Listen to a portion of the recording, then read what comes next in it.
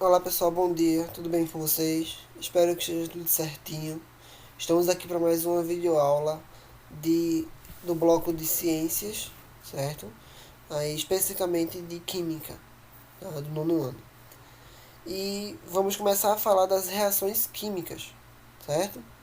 Então, qual é a importância que as reações químicas apresentam? O que é, de uma maneira geral, a reação química? A reação química são processos nos quais ocorrem transformações de reagentes iniciais em produtos finais. Por exemplo, aqui eu tenho a substância, duas moléculas de água, certo? Que pela passagem de uma corrente elétrica, ela libera duas moléculas de gás hidrogênio e uma de gás oxigênio. Então eu tenho o produto inicial reagindo, produzindo aí produtos finais diferentes do inicial, tá? Então, essas reações químicas elas acontecem no amadurecimento de uma fruta, acontecem no cozinhar, tá? Então, são todas reações aí em que o produto inicial, certo? O reagente inicial, na realidade, é diferente do produto final.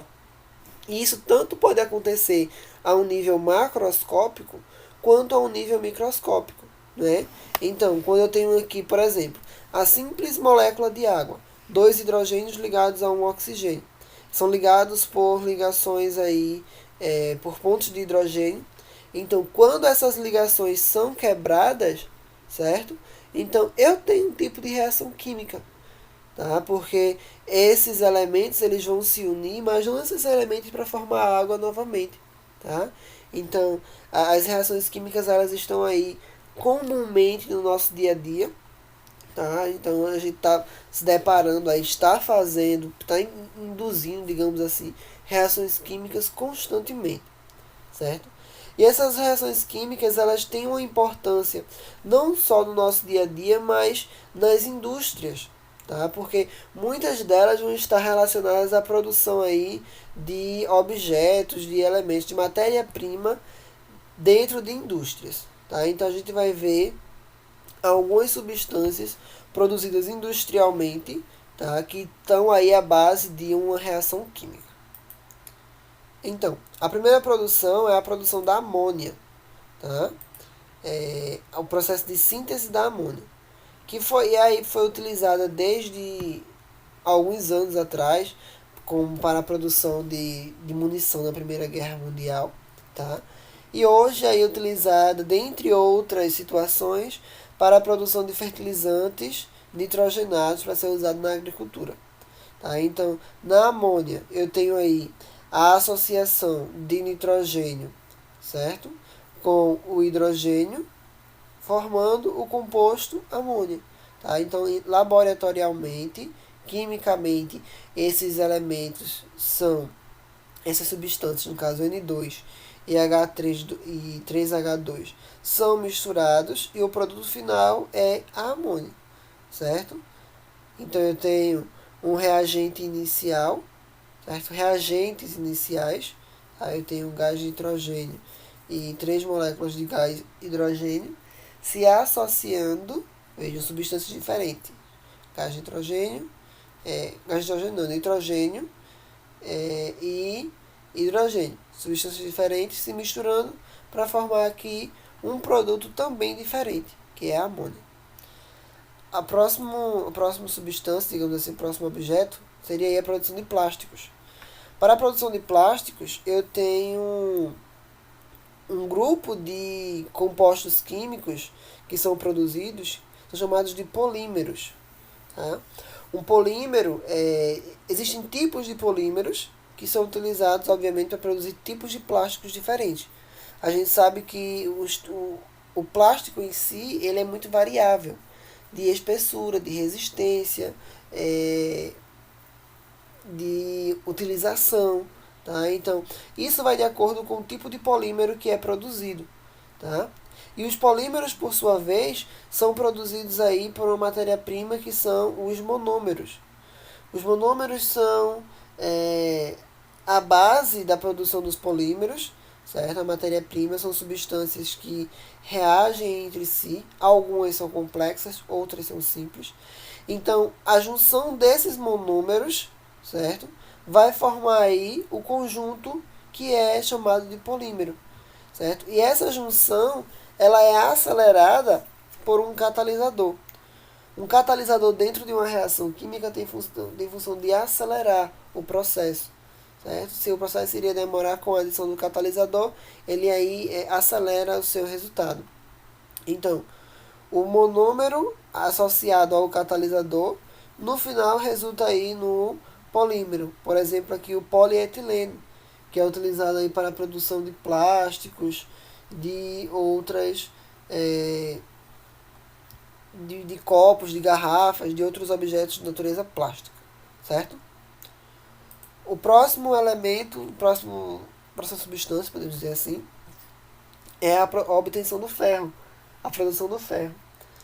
O ferro ele é coletado, obviamente, certo, na natureza.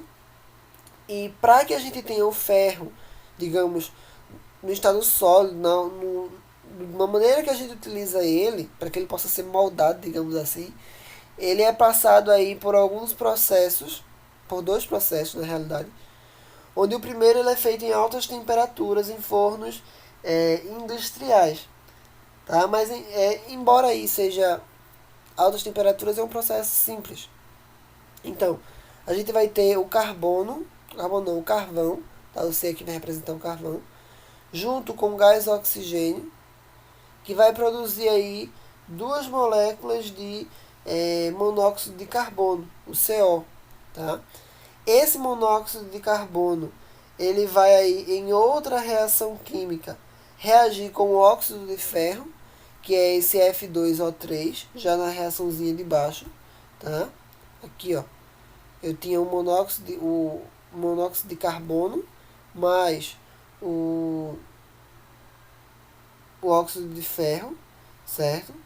Que vai levar à formação do ferro metálico, Fe, e a formação do dióxido de carbono. 3 moléculas de dióxido de carbono e 2 moléculas de ferro metálico. Todo esse processo resulta aí, tem um resto, digamos assim, que é chamado de escória. A escória ela é liberada, ela é coletada e posteriormente ela pode ser utilizada para a formação de cimento, para a produção de cimento ou fertilizante.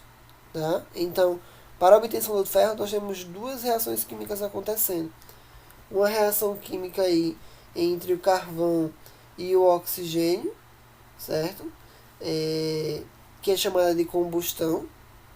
E uma reação entre o resultado da combustão, que é o monóxido de carbono, com o óxido de ferro, para produzir o ferro aí, metálico em si, que seria o F2, e o dióxido de carbono.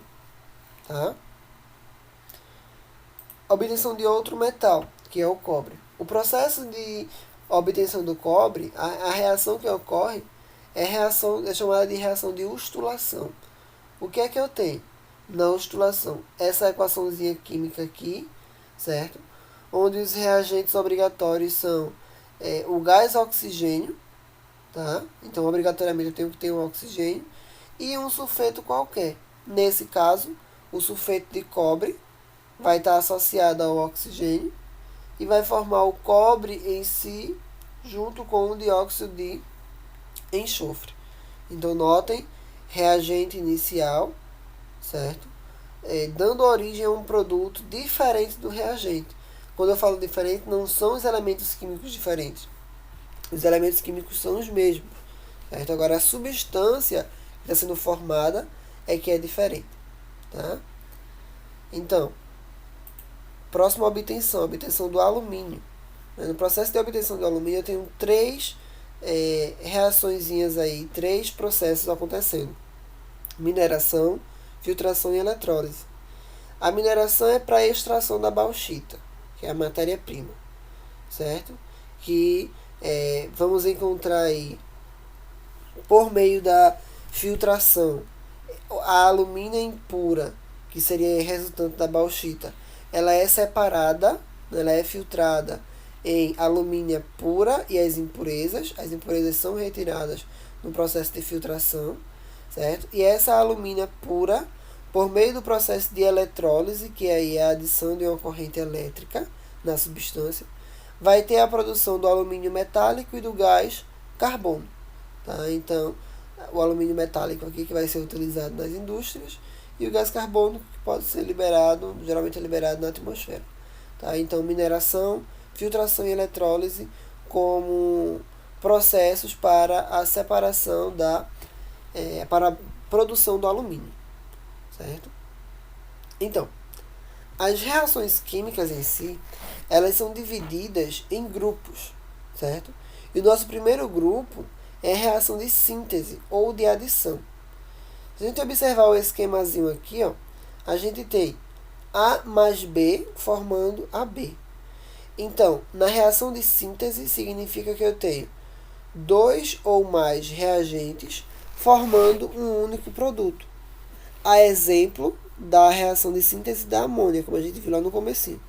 Nitrogênio mais hidrogênio, dois reagentes formando um único produto, certo? Formação da molécula de água. Hidrogênio mais oxigênio, H2O. Ácido acético mais ácido salicílico, ácido acetil salicílico, certo? Então eu tenho duas substâncias no reagente ou mais, formando um único produto. Então é uma reação de síntese, uma reação de adição. Eu estou somando os meus reagentes, certo? A próxima classificação das substâncias é uma substância da reação, aliás, é a reação de decomposição, que vai ser o contrário da reação de síntese.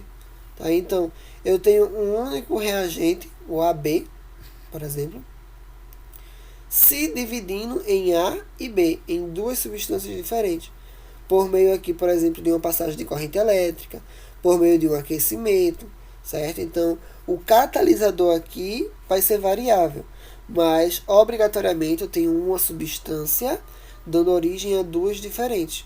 Um reagente dando origem a duas substâncias diferentes, certo? Então, como esses exemplos aqui, tá? A eletrólise da água, duas moléculas de água, 2H2O. Passagem de corrente elétrica dessa molécula, eu tenho duas moléculas de gás hidrogênio mais uma molécula de gás oxigênio. Então, um reagente originando dois produtos diferentes por meio do catalisador. Nesse caso, o catalisador foi a corrente elétrica, certo? Assim como nessas reações, eu tenho sempre um único reagente, ó, formando produtos diferentes, certo?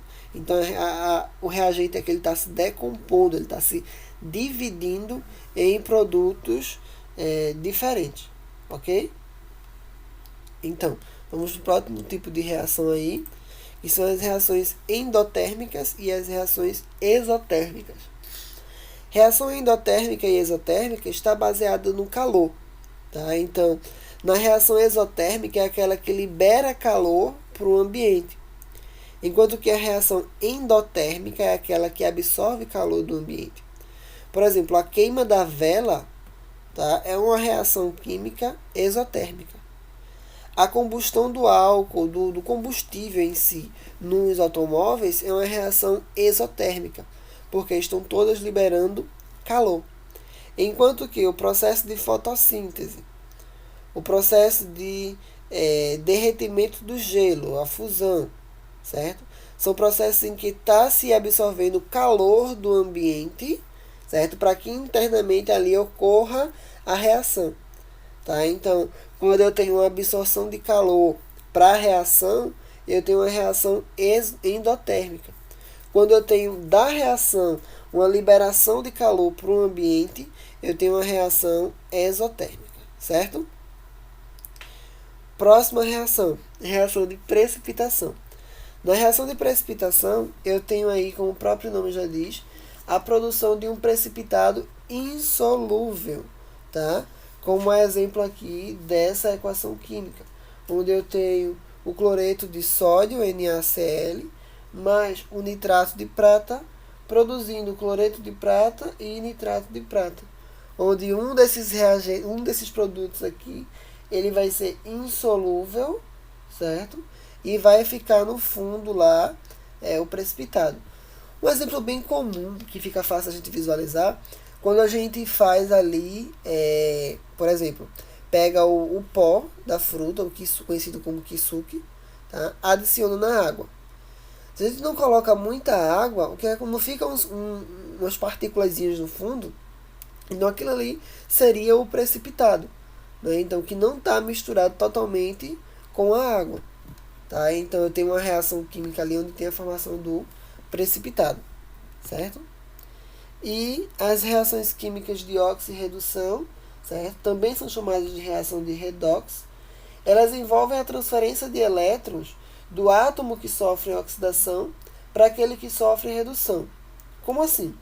A substância que ganhou elétrons, ela passou por uma reação de redução. E a substância que cedeu os elétrons, ela passou por uma reação de oxidação. Certo? Então, quando eu tenho aí a produção do ferrugem, eu tenho uma reação de oxirredução. Certo? Então, pessoal, essa foi a aula de hoje. Espero que vocês tenham compreendido. Caso não, é só entrar em contato aí pelas redes sociais. É só entrar em contato que a gente está aí disponível para sanar as possíveis dúvidas, certo? Então, se cuidem direitinho e até a próxima aula. Tchau, tchau.